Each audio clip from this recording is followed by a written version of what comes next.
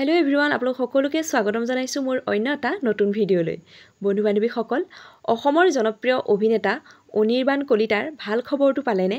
এইমাত্ৰ আহিল অনিৰ্বাণ কলিতাৰ এটা অতি ডাঙৰ ভাল খবৰ তেখেতৰ এই ভাল খবৰটো পাই তেখেতৰ অনুৰাগীসকল খুবেই আনন্দিত হৈছে আৰু তেখেতক শুভেচ্ছাৰে উপচাই পেলাইছে হয় বন্ধু বান্ধৱীসকল পিছে অনিৰ্বাণ কলিতাৰ ভাল খবৰটোনো কি হয়তো নিশ্চয় আপোনালোকে থাম্বনেলখন দেখি গমেই পাইছে হয় বন্ধুসকল আপোনালোকে ঠিকই ধৰিছে পিতৃ হল অভিনেতা অনিৰ্বাণ শইকীয়া তেখেতৰ কালি জন্মদিন আছিল আৰু তেওঁ জন্মদিনৰ দিনাই তেখেতে দেউতাক হল পিছে তেখেত পুত্ৰ সন্তানৰ পিতৃ হল নে কন্যা সন্তানৰ পিতৃ হল হয়তো আপোনালোকৰ জানিবলৈ মন গৈছে নহয় নে অনিৰ্বাণ শইকীয়া এটি বিশেষ পোষ্ট শ্বেয়াৰ কৰিছে তেওঁ লিখিছে যে নিজৰ উপজা দিনটোতে ভগৱানৰ এটি শ্ৰেষ্ঠ উপহাৰ